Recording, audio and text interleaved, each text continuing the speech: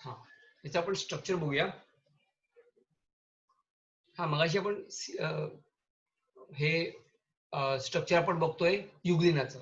बघा व्यवस्थित आहे का? हा, हे स्ट्रक्चर पुस्तकात दिलं नाहीये, पण थोडंफार त्याचं डिस्क्रिप्शन आहे, पण ते क्लिअर होत नाहीये ना. लक्ष द्या, इकडे कसं आहे पहिला आपण ह्याच्यात बघूया. हा युग्लिनाचा एंटीरियर पार्ट आहे. This is the anterior part. Now the anterior part, or you can say anterior end, the anterior end is called as gullet. या पार्टला गलेट असं म्हणतात. दिस इज द एंटीरियर पार्ट. हा जो काही मी कर्सर फिरवतो या एंटीरियर पार्टला गलेट असं म्हणतात. or you can say it is a reservoir and it has mouth, ज्याच्यामधनं which is a passage for food. Food इकडनं आत येतं. हा एक पार्ट झाला. ना इकडनं बॉडी इलॉंगेटेड होते. ओके, हा गलेटचा पार्ट आहे आणि गलेटच्या पार्ट कडनं ही बॉडी सगळी इलॉंगेटेड होऊन बॉडी सगळी इलॉंगेटेड होते आणि हे स्ट्रक्चर तयार होतं युग्लिनाचं. Clear? So this part is called as gullet. हा सगळा गलेटचा पार्ट आहे. This is mouth. आणि इकडनं एंटीरियर पार्ट पुढे कंटिन्यू होऊन ही बॉडी तयार होते. Now the body is elongated and this body show A prominent nucleus. बॉडीच्या आत प्रॉमिनंट न्यूक्लियस आहे आणि प्रॉमिनंट न्यूक्लियसच्या आत न्यूक्लिओलस आहे. प्रॉमिनंट न्यूक्लियसच्या आत न्यूक्लिओलस आहे. Now there are two flagella. दोन फ्लॅजेला आहेत. बघा तुम्हाला दिसते एक फ्लॅजेला मोठी आहे, ही लांब लचक आलेली फ्लॅजेला आहे, ही एक फ्लॅजेला आहे. आणि दुसरी फ्लॅजेला ही छोटी आहे. That is called as short flagellum. एकाला म्हणतात लॉंग फ्लॅजेलम आणि दुसऱ्याला म्हणतात शॉर्ट फ्लॅजेलम. सो दोन फ्लॅजेला आहेत. ओके, हा मगाशी ते मी तुम्हाला सांगितलं त्याचं एक्झाम्पल ट्रिपॅनोसोमा आहे. लक्षात नव्हतं आलं. सिलेटेड सांगितलं ना मी, सिलेटेड, त्याचे एक्झाम्पल इज ट्रिपॅनोसोमा आहे. So this is long flagellum. ही एक लॉंग फ्लॅजेल आहे आणि एक शॉर्ट फ्लॅजेल आहे. सी, युग्लिनामध्ये हा एंटीरियर पार्ट आहे. That anterior part is called as gullet आणि गलेट पासून कंटिन्युअस निघाली आहे, दॅट इज कॉल्ड बॉडी. ही बॉडी तयार झाली आहे. ह्याच्या आत बॉडीमध्ये centrally located, sorry not centrally located, it contains prominent nucleus with nucleolus. न्यूक्लियसच्या आत न्यूक्लिओलस आहे. त्याच्यानंतर दोन फ्लॅजेला आहेत त्याला. एक फ्लॅजेला आहे ना ही मोठी आहे. One flagella is long and this long flagella play important role in locomotion. ह्याचं काम लोकोमोशनचं आहे. तर दुसरी जी फ्लॅजेला आहे ज्याला आपण शॉर्ट फ्लॅजेलम म्हणतो, एक लॉंग फ्लॅजेलम, दुसरी शॉर्ट फ्लॅजेलम. शॉर्टची फ्लॅजेलम आहे ना ती स्मॉल आहे आणि it is present inside the gullet. गलेटच्या आत आहे ती एक गोष्ट. क्लिअर? आणि ती काय करते माहिती का? ती वर्लपूल सारखं काम करते. म्हणजे लक्षात घ्या, समुद्रामध्ये भोवरा येतो बघा, काय म्हणतात त्याला, आपण भोराच म्हणतात मला वाटतं. किंवा आपण मशीनमध्ये कपडे घालतो ना, ते जो फिरवतो ते त्यावेळी तिथे गोल गोल गोल गोल गोल गोल फिरून फिरून फिरून मध्ये एक एक कोन तयार होतं, असं कोनिकल पार्ट तयार होतो आणि ते सगळे कपडे एका सेंटरला येतात. जसं समुद्रामध्ये किंवा याच्यामध्ये भोवरे तयार होतात ना, तसं इथं काय होतं माहितीये का, तो असा वर्लपूल सारखा फिरतो तो. आणि फिरल्यामुळे कसं माहितीये का, इथं दोन प्रकारचं मोड ऑफ न्यूट्रिशन आहे याच्यामध्ये. एक आहे ना ते ऑटोट्रॉफिक आहे, म्हणजे हे याच्यामध्ये क्लोरोप्लास्ट आहे ना, सो फोटोसिंथेसिस होऊन फूड प्रिपेअर करणार डे टाइमला. पण नाईट टाइमला काय होतं माहितीये का, नाईट टाइमला ते फूड एनगल्फ करतात. म्हणजे कसं करतात, तर ही जी काय शॉर्ट फ्लॅजेलम आहे ती अशी वर्लपूल सारखी फिरते, अशी गोल गोल गोल गोल गोल गोल गोल फिरल्यामुळे ना फूड ते असं फिरत फिरत फिरत फिरत फिरत फिरत कोण तयार होऊन ते सेंटरला येतं, एकदम खाली येतं. म्हणजे असं फूड घेत घेत घेत तुमचा, मी हे लक्षात येत असेल, मी हाताने होतं दाखवतो, असं गोल फिरत फिरत फिरत फिरत फिरत भोरा कसा फिरतो तसं फिरत फिरत फूड पार्टिकल ते खाली खाली खाली खाली येतं.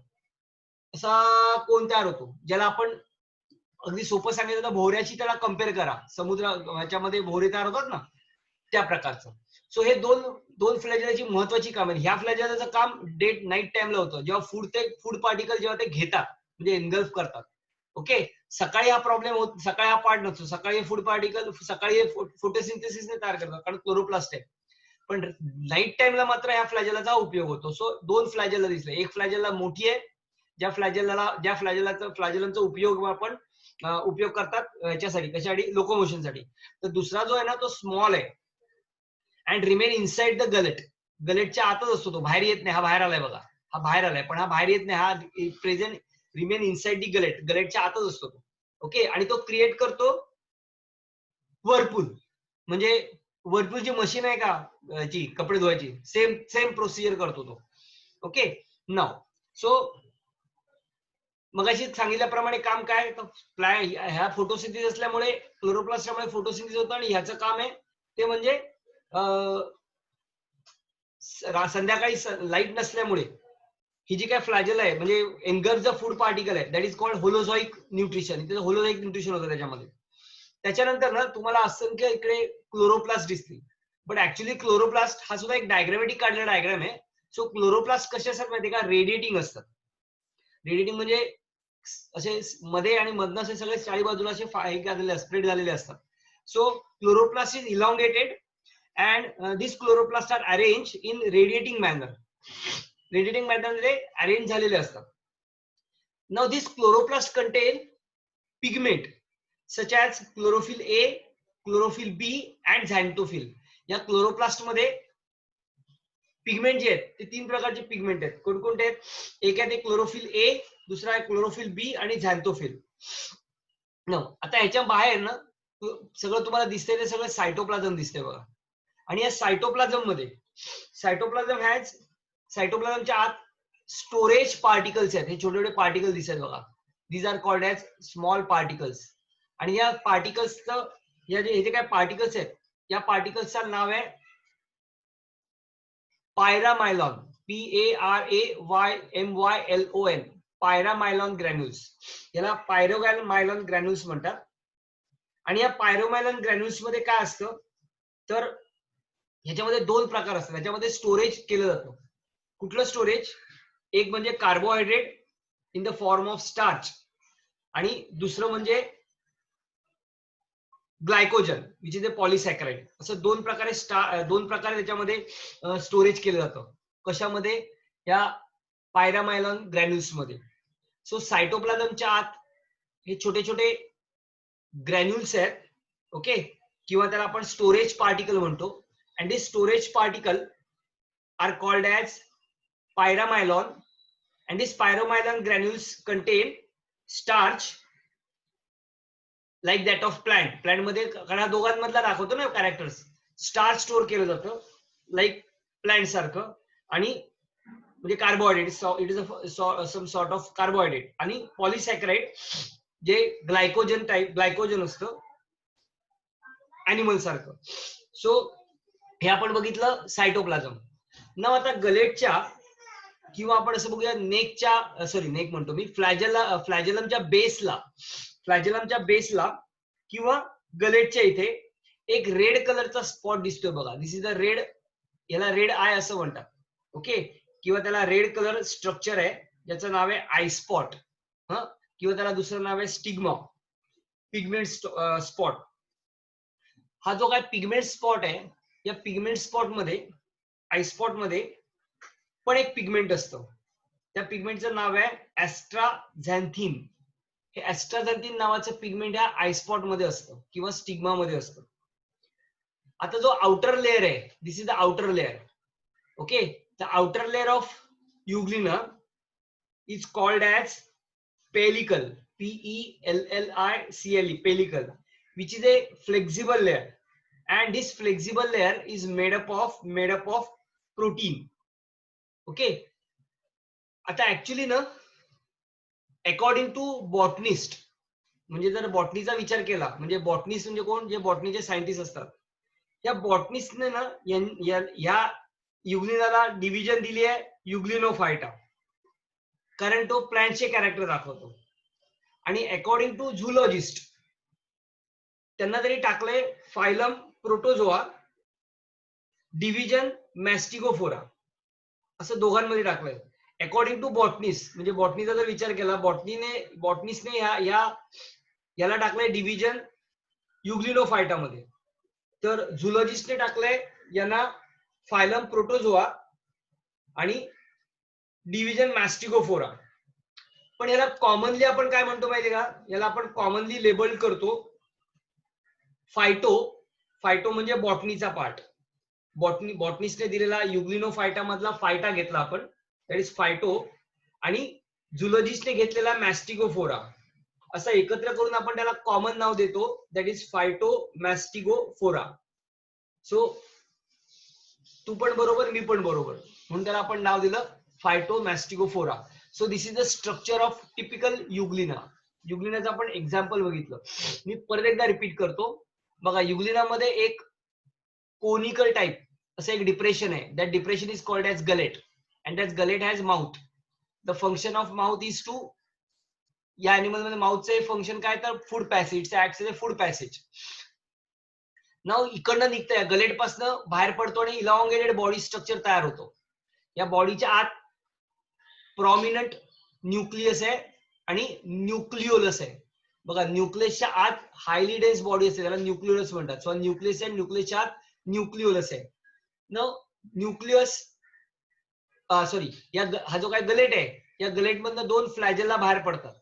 एक फ्लॅजेला गलेट मधनं बाहेर येते, जी लॉंग असते, ज्याला आपण लॉंग फ्लॅजेलम म्हणतो. आणि दुसरी जी आहे ती शॉर्ट फ्लॅजेलम आहे, पण short flagellum is present within the gullet, गलेटच्या बाहेर येत नाही ती. मोठ्या फ्लॅजेलमचं जे काम आहे ते काम आहे लोकोमोशन. तर छोट्या फ्लॅजेलमचं काम आहे you can say Whirlpool process, म्हणजे थोडक्यात फूड आत घेणं, गोल गोल गोल गोल फिरून, भिंगरीसारखं गोल गोल फिरून फूड आत घेत घेत घेत शेवटी शेवटी बारीक बारीक बारीक होत कोण होतो तयार, म्हणजे ते फूड पार्टिकल असं फिरत फिरत फिरत फिरत फिरत फिरत खाली येतं. चला व्हर्लपूल प्रोसेस असं म्हणतात.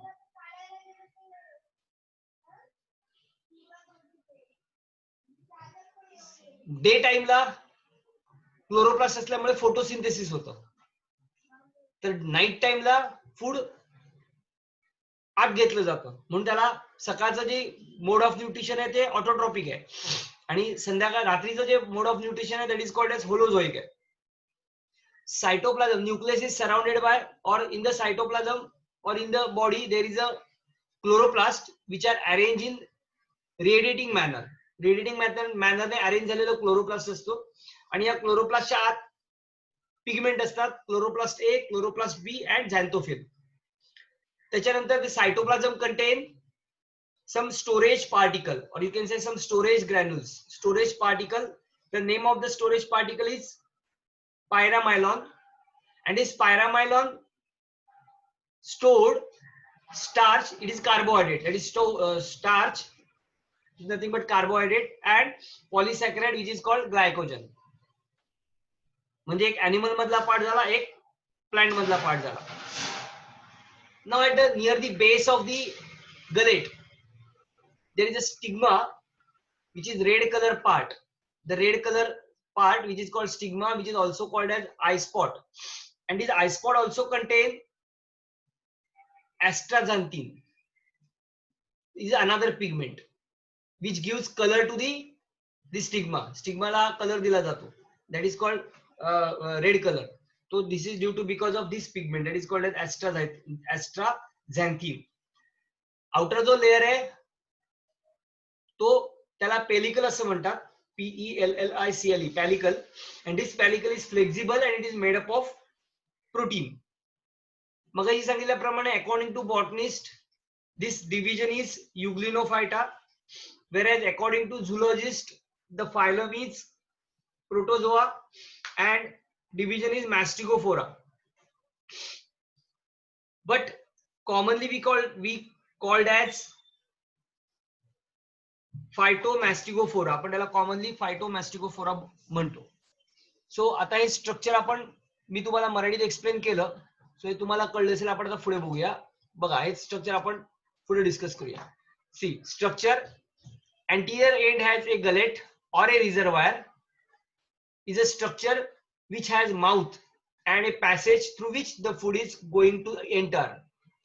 Body is elongated and contain prominent nucleus, flagella present in the inner, that is anterior side, that is in the mouth. Out of two flagellum, one flagella is very long and helps in swimming, that is locomotion, while second flagella is small. One flagella is very long and helps in swimming, that is locomotion, while second flagella is small and remain inside the tubular gullet and create whirlpool, That is, when small flagella moves, it create whirlpool and food particle would come into the center and form a cone like. म्हणजे भोवऱ्यासारखा थोडक्यात. When in presence of sunlight, they perform photosynthesis, that is plant-like character, and in absence of sunlight, they engulf the food particle, that is holozoic, म्हणजे animal-like characters. The chloroplast is elongated and arranged in radiating manner. लांब असतात chloroplast आणि radiating मॅनरने arrange झालेले असतात. Chloroplast have pigment such as chlorophyll A, हे लक्षात ठेवायचा, chlorophyll B and झॅन्थोफिल, 3 प्रकारचे पिगमेंट असतात. Cytoplasm has some storage particles called as paramylon. The pyrimylon is a carbohydrate polysaccharide but different from starch and glycogen. Near the base of the flagellum or at the base of the gullet, find red color structure called as eye spot, which is called pigment spot, and helps in perceiving light. त्याचं काम light perceive करणं आहे, light घेणं आहे. Okay, now the eye spot is red in color due to pigment known as astaxanthin. हे पुस्तकात पुढे दिलं नाही हे स्ट्रक्चर वगैरे. That is called as astaxanthin. पण तुम्हाला एमसीक्यू ला एक क्वेश्चन विचारतात. Now outermost layer called as pellicle, which is highly flexible membrane and made up of protein. According to botanist, त्याची डिव्हिजन आहे युग्लिनोफायटा.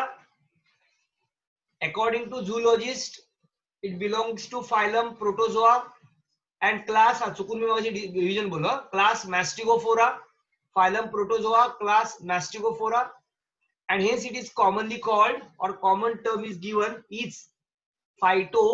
बघा युग्लिनो फायटाचा फायटा घेतलाय. ओके, PHYT फायटो, आणि मॅस्टिगोफोराचा मॅस्टिगोफोरा घेतलाय म्हणून त्याला फायटो मॅस्टिगोफोरा म्हणतात. कारण मगाशीच तुम्हाला सांगितलं, it's a connecting link between plants and animals, कारण दोघांचे कॅरेक्टर्स तो दाखवतो. So it's a connecting link. So this is about the reproduction is longitudinally binary fission. आता you know there are different type of fission. Okay, transverse fission आहे, binary fission आहे. Binary फिशनला दुसरं नाव आहे longitudinal binary fission. Actually binary fission म्हणजे एका अॅनिमलचे 2 भाग होणे, तुकडे. तुम्ही 10th मध्ये शिकलाय, सेकंड चॅप्टर मध्ये. 10th मध्ये सायन्स 2 मध्ये मला वाटतं दुसरा चॅप्टर येतो, दुसरा का तिसरा, की ज्याच्यामध्ये वेगवेगळ्या प्रकारचं फिशन दिलेलं होतं. त्यातलं एक ट्रान्सवर्स आणि बायनरी फिशन आहे. तर हे बायनरी फिशन आहे. बायनरी फिशन मध्ये 2 प्रकार आहेत, ज्याला एकाला म्हणतात लॉन्जिट्युडनल, दुसऱ्याला म्हणतात ट्रान्सवर्स फिशन. लॉन्जिट्युडनल फिशन म्हणजे अॅनिमल, अगदी स्पष्ट भाषेत सांगायचं म्हणजे रफ भाषेत सांगायचं तर अॅनिमल वरनं डिवाइड होतो, आणि ट्रान्सवर्स फिशन म्हणजे अॅनिमल मधनं डिवाइड होतो. पॅरामेशियम वगैरे मध्ये ट्रान्सवर्स फिशन आहे, बायनरी फिशन आहे, आणि युग्लिनामध्ये हे लॉन्जिट्युडनल फिशन आहे. बघा तिथं होतं त्याला लॉन्जिट्युडनल बायनरी फिशन असं म्हणतात. At the time of longitudinal binary fission flagella lost. Binary fission मध्ये काय होतं, तर जी काय फ्लॅजेला आपण मगाशी काढलेली होती ती जाते. ओके, आणि अख्खाच्या अख्खा तो ऑर्गॅनिझम आहे तो लॉन्जिट्युडनली स्प्लिट होतो. लॉन्जिट्युडनली स्प्लिट झाला, बघा हे असं होतं. आता इकडे त्यांनी फ्लॅजेला दाखवली आहे, ऍक्च्युली हे होताना जाते ती, हे मी नेटवरनं घेतलेला पार्ट आहे हा. सो बघा इथं काय होणार, हा अख्खाच्या अख्खा युग्लिन आहे जो पॅरेंट बॉडी बनतो. त्या पॅरेंट बॉडी मध्ये लॉन्जिट्युडनल फिशर होतं. लॉन्जिट्युडनल बायनरी फिशन मध्ये काय होणार, अॅनिमल डिवाइड होत असताना न्यूक्लियस पण डिवाइड होतं, सायटोप्लाझम पण डिवाइड होतं. अख्खाच्या अख्खा अॅनिमल इकडनं लॉन्जिट्युडनल फरो तयार होते, इकडे फरो तयार होऊन ही फरो वाढत जाते. ओके, क्लिअर, ती वाढत जाते. त्याच वेळेला न्यूक्लियस पण इकडे इलॉंगेटेड होऊन तिकडे फरो तयार होते, आणि अशी वाढत जाऊन हळूहळू फरो ती वाढत जाते, आणि 2 वेगवेगळे डॉटर सेल्स तयार होतात एका पॅरेंट सेल पासून, आणि मग ती त्याला युग्लिना परत अराईज होते. So this is a longitudinal binary fission in flagella. When there is a unfavourable condition. आता ज्यावेळेला अनफेवरेबल कंडिशन असतं, ज्यावेळेला अनफेवरेबल कंडिशन असतो त्यावेळेला when there is an unfavorable condition it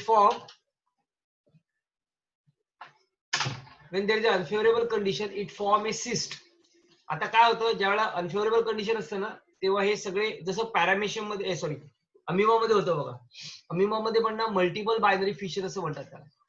म्हणजे ज्यावेळेला कंडिशन अनफेवरेबल असते, अनफेवरेबल कंडिशन याचा अर्थ काय, रिप्रोडक्शनला उपयुक्त नसलेली कंडिशन, त्यावेळेला अमिबा आपल्या सुडोपोडी आत घेतो, ओके, आणि सिस्ट फॉर्म करतो. तसा हा अॅनिमल काय होतो माहिती का, जवळ येतो आणि स्वतःच्या भोवती सिस्ट फॉर्म करतो, ओके, आणि सिस्ट फॉर्म करून त्याच्या सभोवताली ते सिस्ट जे असतं ना ते ब्राईट रेड कलरचं असतं आणि ब्राईट रेड कलरचं सिस्ट स्वतःच्या बाजूला तयार करतो, एक हार्ड मटेरियल स्वतःच्या बाहेर तयार करतो आणि त्याच्या आत तो राहतो. हे जे काय ब्राईट रेड कलर जे तयार होतं त्याच्यामध्ये जो पिगमेंट असतो, त्या pigment is called age हिमॅटोक्रोम.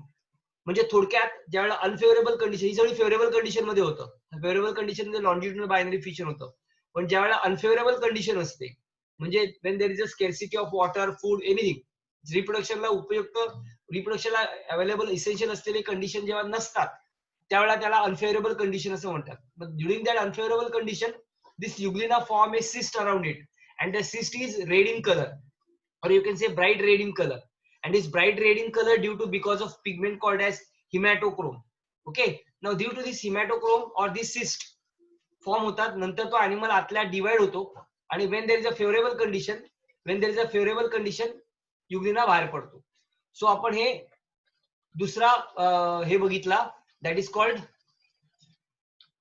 structure, that is called as Euglenophyta. Example is euglena, euglenoids, okay. त्याचं आपण स्ट्रक्चर बघितलं. कोणाला काय डाऊट आहे याच्यामध्ये कोणाला काय डाऊट आहे? स्ट्रक्चर कळलंय सगळ्यांना? स्ट्रक्चर, त्याच्यात सांगितलेले पिगमेंट, एव्हरीथिंग इज क्लिअर और एनी डाऊट?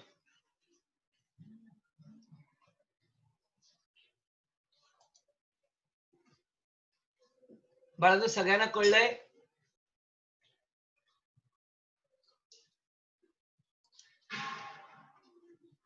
ओके, ठीक आहे. हे तो व्हिडिओ बघा तुम्ही, कारण काय पुस्तकामध्ये सगळं नाही दिलंय, काय काय गोष्टी कमी दिल्या आहेत त्यांनी.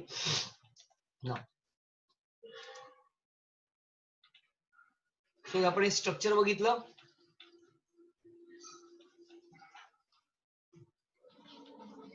आणि ही आता पुढचा आपण बघणार तो प्रोटिस्टा बघूया. काय ते हेट्रोट्रॉपचा प्रकार बघणार आहोत. पण एक काम करूया आपण, हा जो पार्ट आहे ना, पुढचा पार्ट आहे, तो संध्याकाळी मी घेतो.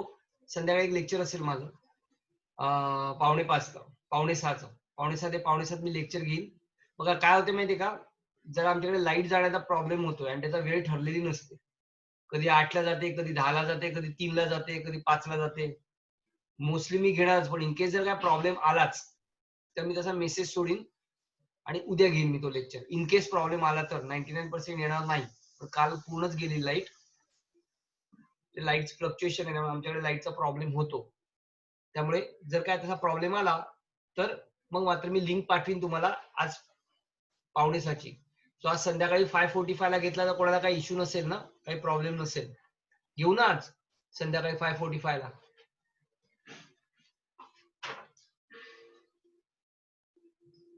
ओके, सगळ्यांनी नाही सांगितलंय मला, सगळे पार्टिसिपेट आहेत ना, सगळे ऐकतायत ना? ओके. सो मी याच्या पुढचा जो पार्ट आहे बघा, आपण थोडा पार्ट मी जरा आज डिटेलमध्ये थोडंसं घेतोय. पुढचा पार्ट आहे ना, तो आपण संध्याकाळी कंटिन्यू करूया. उद्याच्या याच्यामध्ये हा लेक्चर संपेल. बरं, आता एमसीक्यूचा काय स्टेटस आहे? एमसीक्यूचं काय हे आहे, कुठपर्यंत तुम्हाला एमसीक्यू पाठवलेत सरांनी? इथपर्यंत पाठवलेत का? प्रोटिस्टाचे एमसीक्यू मिळालेत?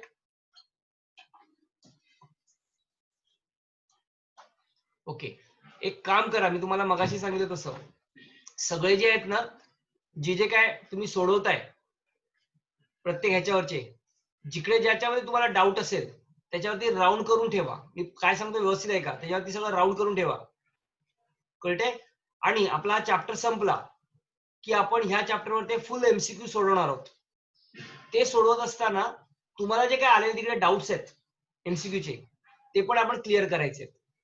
आता जे तुम्हाला येत नाहीयेत डाऊट्स, किंवा आता जे तुम्हाला डाऊट्स आलेले येत नाही, डाऊट्स नाही, आता तुम्हाला जे डाऊट्स अडले समजत नाहीयेत, त्याच्यावरती फक्त सर्कल करून ठेवून द्या, कळले का? आणि त्यावेळेला आपण तुमचं हे ओपन करूया आपण, हवं तर काय आवाज, किंवा तुम्ही ह्याच्यावरती मला नंबर टाका चॅट बॉक्स वरती, मग नंबर बघून मी तुम्हाला तो सांगेन. आय होप खूप त्यात काही डाऊट नसतील, पण इन केस काय असेल तर तो आपण शेवटच्या लेक्चरला जेव्हा पूर्ण सगळे एमसीक्यू सोडवणार त्यावेळेला हे टॉपिक वरचे एमसीक्यू आहेत हे सगळे आपण डिस्कस करू.